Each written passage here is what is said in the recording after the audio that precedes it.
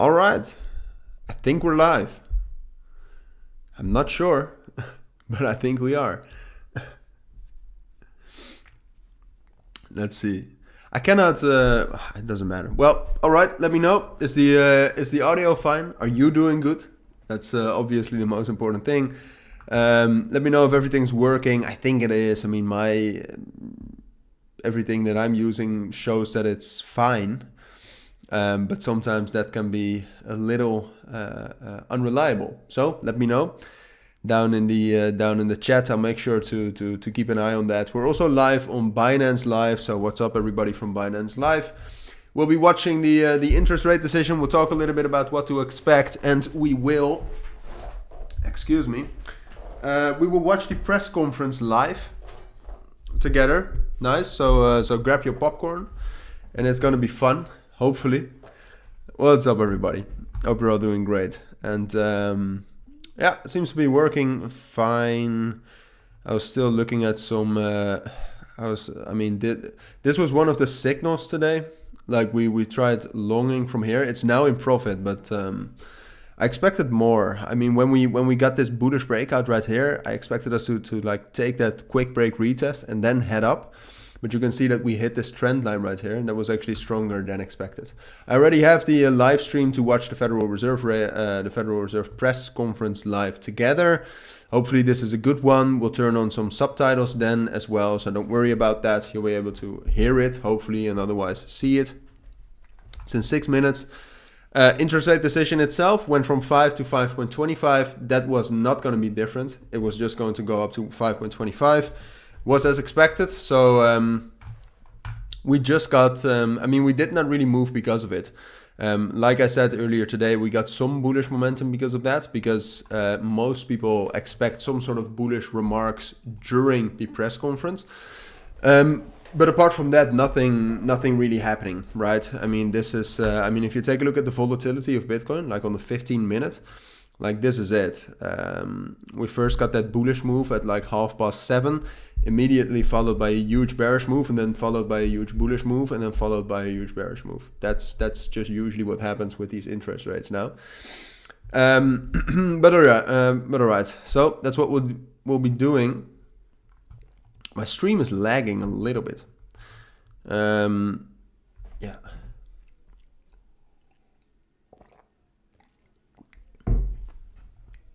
So welcome, everybody. If you're new to the stream as well, it's good to have you. It's good to have you all here. And now it's just it's just playing the waiting game a little bit.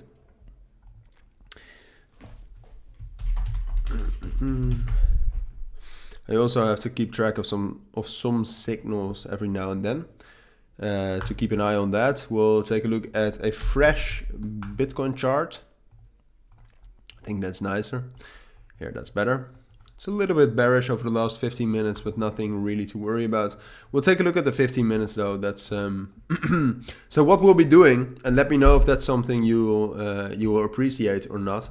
What we'll be doing is we'll be looking at that press conference live. And then with everything that's being said, I will kind of commentate whether that's bullish or bearish. And we are looking for things they're saying, right? So things about the banking crisis, if that has any effect on the interest rate and the monetary policy, will be when they'll be talking about the future. Will they need to hike the rates for much longer, or do they anticipate some sort of a rate pause, which would initially be bullish for Bitcoin? We can talk about the next few months, because then we're probably going into a recession. So we can talk about whether that's actually bullish on the long term or not. But that's probably not something we'll discuss in a live stream like this. But still, it's posing an interesting question. What's up, everybody? What's up? What the fuck, bro? Oh, I just sweared. Now it's no longer monetized. Stylebug, what's up? Marvin, Dalibor, Abram, welcome to the stream, everybody. 50 viewers now. Some people from Binance as well, over almost 200. What's up, everybody from Binance Live? Good to have you here. Just explain what we'll be doing. And then in general, while we are watching the live stream, I'll also switch back and forth between the Bitcoin chart and the live stream, kind of to see what's going on. And can I please hide this? Yes. All right, that's good. Yeah, I think we're pretty much good to go. We still have 3 minutes left. If anybody wants to see some sort of a quick analysis, let me know. This is the time. Jasmine is still doing fine. Render is looking pretty good. Ethereum is actually looking pretty strong. I mean, if you compare Ethereum to Bitcoin right now, was also expected. In the video I made this morning, I said that we would probably do something like this. So break above towards 1900 and then move out towards 1930. Well, that's going to probably be tough before the press release, but who knows? So 15-minute time frame, we'll switch back. Yeah, you can see the price right now, there's barely any movement. We're just really waiting for that. For the last 7 minutes, there has barely been any movement. It's really just waiting, and it's really just in anticipation of the interest rate decision, which I do hope is going to be broadcasted there. I'll make sure to have some sort of a backup. Federal Reserve live. Here, this is live too. That would be great to have as well. At 2:30 p.m. I think that checks out with my time zone. I think so. Ooh, bearish. Wow. A quick bearish move. What is that all about? Probably followed by something bullish? Who knows? Well, we're getting started already with the with the momentum. All right, I'll close Telegram. I might, in the middle of this stream, I might have to make some adjustments to signals, but I don't think so. I think we're good to go on the signals. So yeah, a little bit of bearish momentum, but to be honest, it's barely anything if you compare to the rest of today. Press conference has not begun yet. I'll make sure to have those subtitles already on and good. Let's see, can I still do something else? Options, I want the font color, window color. All right, we'll do that when they're actually starting, because right now we cannot do anything. And then we'll also test the sound, because last couple of times the sound was a little bit quiet or not too loud. We'll try to do it as loud as possible, but I cannot promise anything. I cannot put the sound of the desktop too high. I'm not sure why, but it's just how it is. Yeah, I just see. What's up, Bert? Welcome to the stream. Hope you're all doing great. I cannot do the analysis. I'm sorry. I know I said that I could still take a look at some, but I wanted to be optimally prepared for this outcome, for this news release. So now it's just a matter of waiting. Anybody did something fun last weekend? For all the Dutch people there, did you have a nice Koningsdag? Let's see. Yeah, it should be right now, but it's always a little bit late. It's like always 1-2 minutes late. So we'll just have to see. I mean, right now you'll see that we are just volatile. I mean, right now, if you really zoom into these candles, it's not bullish, it's not bearish. Perhaps it's a bit bearish, but then again, we also moved up quite a bit before that. So doesn't say that much. Doesn't say that much. Some gaps appearing on the markets. All right, I'm actually going to turn on the sound. And hopefully you can hear it. I'm not sure if I'll be able to hear it because I don't have any sound on this computer. But it doesn't matter. Perhaps I can still. All right, I'm going to try something, but I'm not sure if that will work. And please let me know, because I'm going to connect some audio devices to my computer. Let me know if that disrupts the audio, because then I'll turn it off immediately. Of course. Oh, he started already. Oh, it wasn't live. All right, let's see. I'll put on these. I'll put on the font size a little bit more, like this. Background color black, and then the window color is black. Font size. Excuse me. Font size. I'll turn on everything. Let me know how the sound is, because it's probably going to be a little bit quiet. And let me know if you can hear it. Like this. This is the best, I think. Like this and then this. Yeah, let me know if everything is okay. I'll quickly do this away so you can actually see it. No sound on video.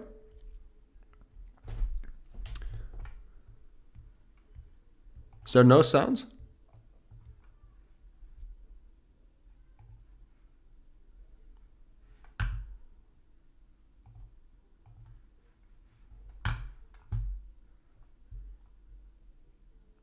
Well, you can see the video, right? I mean, it's not optimal, I know. I'm not sure why it's not. All right, let me try something else.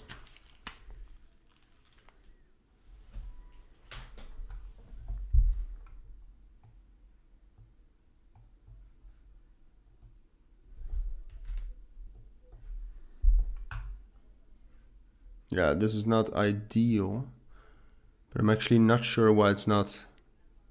Say about today's monetary policy actions. Well, after briefly reviewing now economic developments. Now you can hear something. Not sure why it's not. Right? Let me know. Slowed significantly last year, with real GDP rising at a below now, trend pace. now you can hear something. Not sure why it's not. Right? Let me know. Let me know if you hear something now. You should be able to hear something now. Now you can hear something. My recording software is saying that it's something. Let me know if you hear something now. You should be able to hear something now. Now you can hear something. My recording software is saying that it's something. Let me know if you hear something now. You should be able to hear something now. Now you can hear something. My recording software is saying that it's what I'll do is let me know if you hear something. I will tune in on my telephone.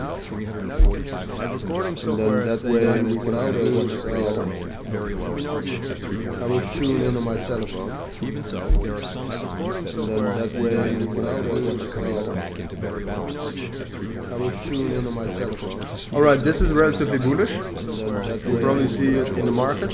Yeah, this is quite bullish. He was talking about job openings. All right, this is relatively bullish. You probably see that they came down a little bit. So that's bullish. Job openings. All right, this is relatively bullish. Shrinking. You probably see that they came down a little bit. So that's bullish. Job openings. All right, this is relatively bullish. Shrinking. this is about the inflation. They came down a little bit. So that's bullish. Job openings. All right, this is relatively bullish. Double the audio about the inflation. How is that possible? All right, what I'm going to do is I'm going to turn off my microphone. All right, we'll just watch it together. All right, what I'm going to do is I'm going to turn off my microphone. All right, we'll just watch it together. All right, what I'm going to do is I'm going to turn off my microphone. All right, we'll just watch it together. All right, what I'm going to do is I'm going to turn off my microphone. All right, we'll just watch it together. As well as our mandate to promote maximum employment and stable prices for the American people. I'm going to turn off my microphone. My colleagues and I are acutely aware that high inflation imposes significant hardship as it erodes purchasing power, especially for those least able to meet the higher costs of essentials like food, housing, and transportation. We are highly attentive to the risks that high inflation poses to both sides of our mandate, and we are strongly committed to returning inflation to our 2% objective.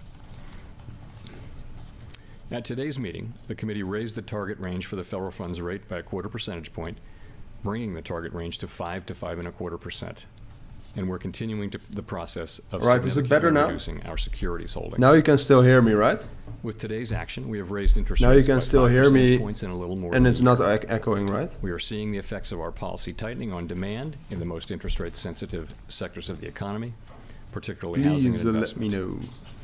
It will take time, however, for the full effects of monetary restraint to be realized, especially on inflation. In addition, the economy is likely to face further headwinds from tighter credit conditions. Credit conditions had already been tightening over the past year This is or better. so in All response right. to our policy Some actions technical and a difficulties. softer So I economic missed what he was outlook. saying now that Bitcoin is dumping, But the which strains is that emerged in the banking not sector great. in early March appear to be resulting in even tighter credit. But what he's conditions for talking about now households and is businesses. bullish about the In turn, these tighter kind of like a credit crisis, conditions are because likely that to would weigh on mean that the economic interest rates activity, would need to hiring, go up and less. inflation. The extent of these effects remains uncertain. In light of these uncertain headwinds, along with monetary policy restraint we've put in place, our future policy actions will depend on how events unfold. In determining the extent to which additional policy firming may be appropriate to return inflation to 2% over time, the committee will take into account the cumulative tightening of monetary policy, the lags with which monetary policy affects economic activity and inflation, and economic and financial developments. We will make that determination meeting by meeting based on the totality of incoming data and their implications for the outlook for economic activity and inflation. And we are prepared to do more if Ooh, greater that's monetary bearish. policy restraint is That's warranted. bearish. We remain committed to bringing inflation back down to our 2% goal and to keep our longer-term inflation expectations well anchored. Reducing inflation is likely to require a period of below-trend growth and some softening of labor market conditions. Restoring price stability is essential to set the stage for achieving maximum employment and stable prices over the longer run. To conclude, we understand that our actions affect communities, families, and businesses across the country. Everything we do is in service to our public mission. We at the Fed will do that's not everything we great. can to achieve our maximum employment and There's price stability there's goals. absolutely no Thank you. talking I look about forward to your some sort of a hike pause. He actually said that they will continue until it's back, which is bearish. Thank you, Ms. All Smiley right, with the New York Times. that's what's Thanks for happening taking our right now. questions. I wonder if you could tell us whether we should read the statement today as a suggestion that the committee is prepared to pause interest rate increases. This in answer June. is going to be And I also important. wonder if the Fed staff has in any way revised their forecast for a mild recession from the March minutes, and if so, what a recession like what they're envisioning would look and feel like when it comes to, for example, the unemployment rate. So, taking your question, of course, today our decision was to raise the federal funds rate by 25 basis points. A decision on a pause was not made today. You will have noticed that in the statement from March, we had a sentence that said the committee anticipates that some additional policy firming may be appropriate.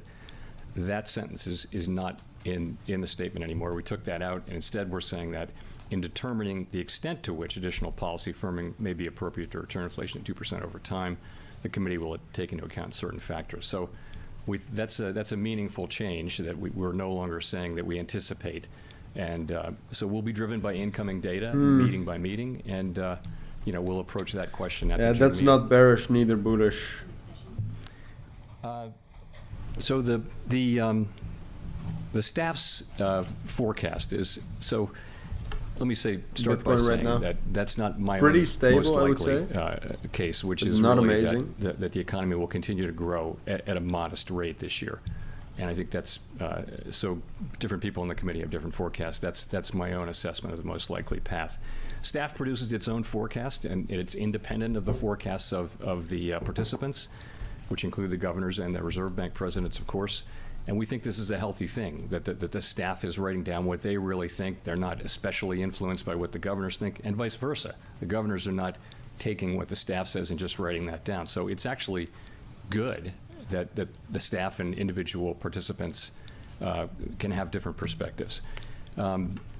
So broadly, the forecast was for a mild recession, and by that I would characterize as one in which the rise in unemployment is smaller than has been typical in modern era recessions. This is a little bit bullish I wouldn't because want to it's characterize the staff's, about a smaller recession, forecast for perhaps, this which is meeting. obviously we'll leave good. that to the minutes, but broadly similar to I don't that. know. I don't know, guys. I mean, Bitcoin is going up, but maybe the market just wants to go up. You know what I mean? Thank you, Chair Powell. Rachel Siegel from the Washington Post. Thanks for taking our questions. I'm wondering if you can talk about the account of possible effects of a debt limit standoff. You've said repeatedly that the ceiling must be raised, but do you see any economics effects of even getting close to a default, and what type of situation would that look like? So I wouldn't want to speculate specifically, but I will say this. These are fiscal policy matters, for starters, and they're for Congress and the administration, for the elected parts of the government to deal with. And they're really consigned to them. From our standpoint, I would just say this. It's essential that the debt ceiling be raised in a timely way so that the U.S. government can pay all of its bills when they're due. A failure to do that would be unprecedented. We'd be in uncharted territory, and the consequences to the U.S. economy would be highly uncertain and could be quite averse. So I'll just leave it there. We don't give advice to either side. We just would point out that it's very important that this be done. And the other point I'll make about that, though, is that no one should assume that the Fed can protect the economy from the potential, short and long-term effects of a failure to pay our bills on time. It would be so uncertain that it's just as important that we never get to a place where we're actually talking about or even having a situation where the U.S. government's not paying its bills. And just to follow up, was discussion around the uncertainty of a possible standoff, did that affect today's monetary policy decision at all? I wouldn't say that it did. It was, of course, it's something that came up. We talk a lot about risks to the outlook, and that come up. A number of people did raise that as a risk to the outlook. I wouldn't say that it was important in today's monetary policy decision yet. Steve. Mr. Chairman, thank you. Yeah, Mike. Steve Leisman, CNBC. Can you tell us what the Federal Reserve Board did in the wake of that February presentation where you were informed that Silicon Valley Bank and this other could be banks were bullish experiencing interest rate risks? because it's about the banking And can you tell me crisis what again, and that supervisory usually actions you've done suggests in the wake of that the recent bank failures to make sure that yeah. banks are currently appropriately managing interest rate risk? And kind of part three, but it's all the same question here. Do you still think this separation principle, that monetary policy and supervision can be handled with different tools? Thank you. Sure. So the February 14th presentation, I didn't remember it very well, but now, of course, I've gone back and looked at it very carefully. I did remember it. And what it was a general presentation. It was an informational briefing of the whole board, the entire board. I think all members were there. And it was about interest rate risk in the banks and lots of data. And there was one page on Silicon Valley Bank which talked about the amount of losses mark-to-market losses they had in their portfolio. There was nothing in it about that I recall anyway about the risk of a bank run. So it was. I think the takeaway was they were going away to do an assessment, a horizontal assessment of banks. It wasn't. It wasn't presented as an urgent or alarming situation. It was presented as an informational, non-decisional kind of a thing, and I thought it was a good presentation. And as I said, it's not sure what the market is going to do yet, guys. In terms of what we're doing, of course. So far, I would say it's I think more banks bearish themselves than are expected. Many banks are now, And I think that's reflected in the attending market to as well. liquidity and taking. But we'll have to opportunity see. now, There could still really be some since questions the that events of early that will March provide to answers build to liquidity. And, that will matter for crypto. You asked about the separation principle. I like so many things, it's very useful. But ultimately, it has its limits. I mean, I think in this particular case, we have found that the monetary policy tools and the financial stability tools are not in conflict. They're working well together. We've used our financial stability tools to support banks through our lending facilities, and at the same time, we've been able to use our monetary policy tools to foster maximum employment and price stability. Mr. Chairman, I'm sorry. I don't mean to be argumentative, but the staff report said SVB has significant interest rate risk. It said interest rate risk measurements failed at SVB, and it said banks with large unrealized losses face significant safety and soundness risk. Why was that not alarming? Well, I mean, I didn't say it wasn't alarming. It was they're pointing out something that they're working on, and that they're on the case. That I'm not sure whether they mentioned. I think they did actually. They mentioned that they had taken regulatory action, or supervisory action in the form of matters requiring attention. So I think that was also in the presentation. I think it was to say, yes, this is a bank, and there are many other banks that are experiencing these things, and we're on the case. Go to Victoria. Hi, Chair Powell. I wanted to ask you, obviously with the recent bank turmoil, we've seen multiple banks buy other banks, and I was just curious whether you think that further consolidation in the banking sector would increase or decrease financial stability, and whether you have any concerns about the biggest bank in the U.S. getting even larger. So, we certainly don't, and I don't have an agenda to further consolidate banks. There's been, right now consolidation has been a factor in the U.S. banking industry. This is just market really since behavior. interstate banking, and before that even. It goes back more than 30 years. When I was in the government a while back, there were 14,000 banks. Now there are 4,000 and change. So that's going on. I personally have long felt that having small, medium, and large-sized banks a lot of people is expected some sort of a pause, banking system, and it doesn't look like that's coming. The community banks so we were particular bearish customers initially, but that doesn't mean that we will stay Regional bearish. banks We'll have to serve see. very important purposes and the various kinds of checking out my GSIBs do as signals. well. So I think it's healthy to have a range of different kinds of banks doing different things. I think that's a positive thing. Is it a financial? So I would just say in terms of J.P. Morgan buying First Republic, the FDIC really runs the process of closing and selling a closed bank completely. That is their role, so I really don't have a comment on that process. As you know, there's an exception to the deposit cap for a failing bank. So it was legitimate, and I think the FDIC, I believe, is bound by law to take the bid that is the least cost bid. So I would assume that's what they did. So, but do you have any concerns about the fact that they're getting larger in general? So I think it's probably good policy that we don't want the largest banks doing big acquisitions. That is the policy, and but this is an exception for a failing bank, and I think it's actually a good outcome for the banking system. It also would have been a good outcome for the banking system had one of the regional banks bought this company, and that could have been the outcome. But ultimately, we have to follow the law in our agencies, and the law is it goes to the least cost bid. Colby. Thank you. Colby Smith with the Financial Times. At the March meeting, you mentioned that tightening of credit conditions All right, from this the is recent interesting. bank stress could be equal to one or more rate increases. Everybody, listen. So given developments since then, This is how has interesting. your estimate changed? Yeah, I think I followed that up by saying it's quite impossible to have a precise estimate of the words to that effect. But in principle, that's the idea. When we've been raising interest rates, and that raises the price of credit, and that, in a sense, restricts credit in the economy, working through the price mechanism. And when banks raise their credit standards, that can also make credit tighter in a kind of broadly similar way. It isn't possible to make a kind of clean translation between one and the other, although firms are trying that, and we're trying it. But ultimately, we have to be honest and humble about our ability to make a precise assessment. So it does complicate the task of achieving, a sufficiently restrictive stance.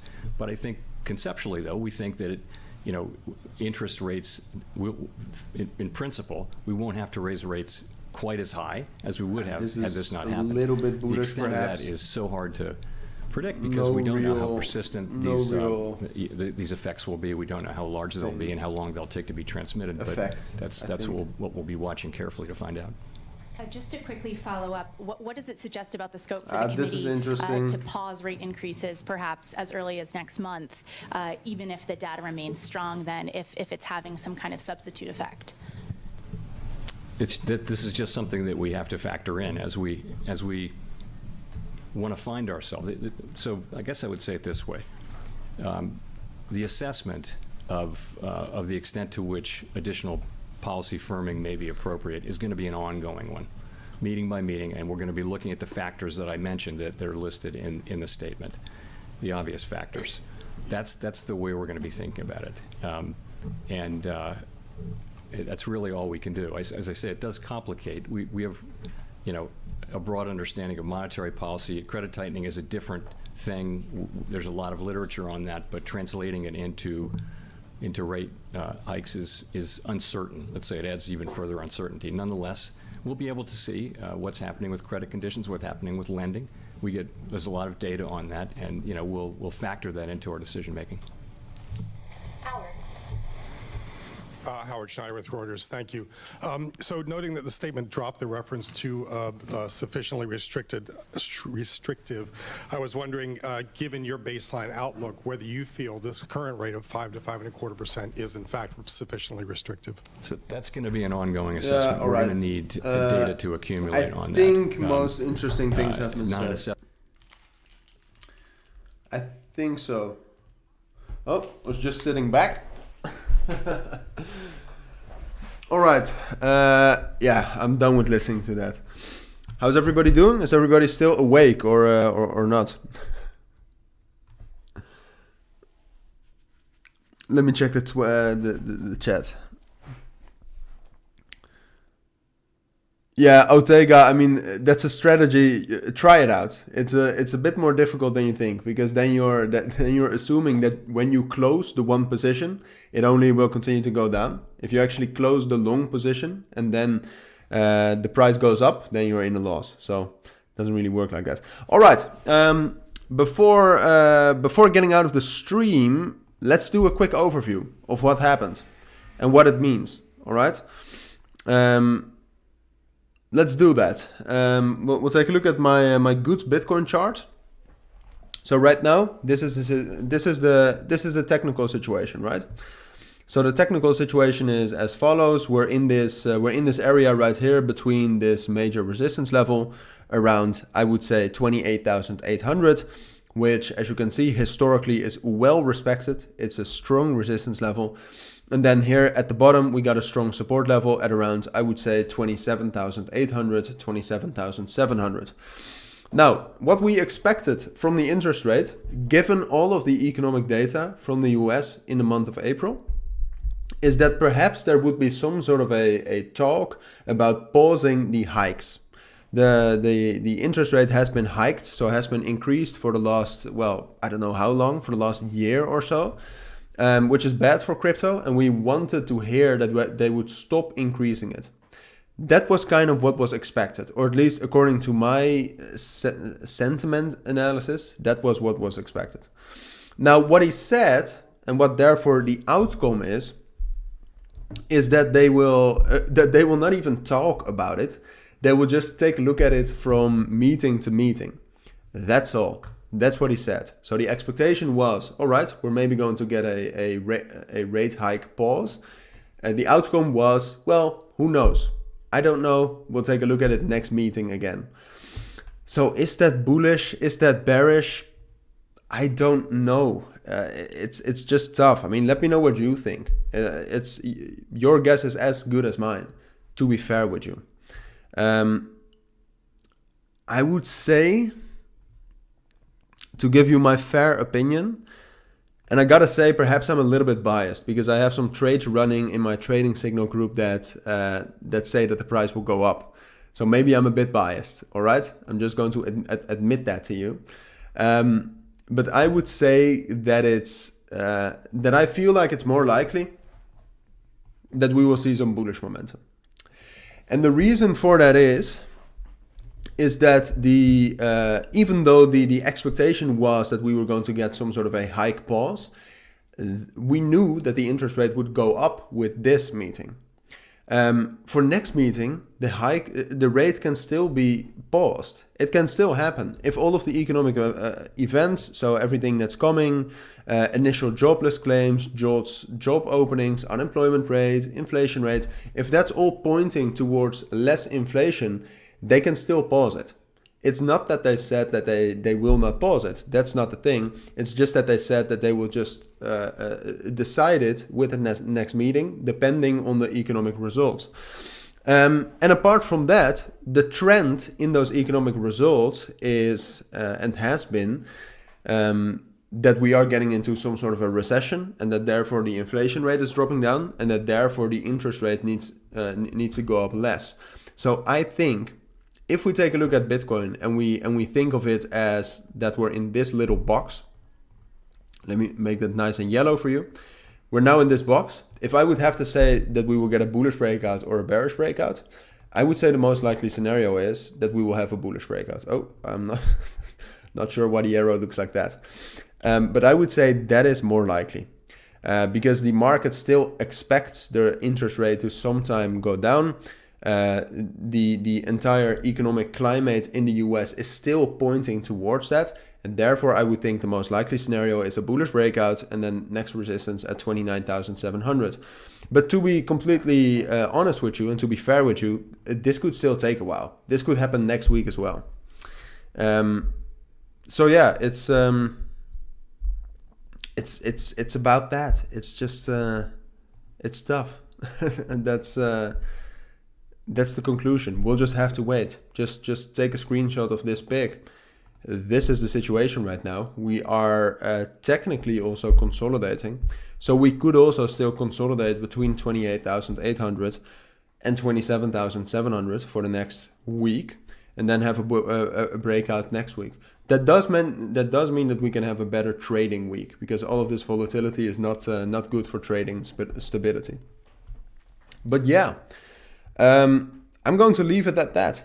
I'm going to leave it at that. Tomorrow morning, I'll be back with another Bitcoin, Ethereum update, SUI update probably. I mean, SUI.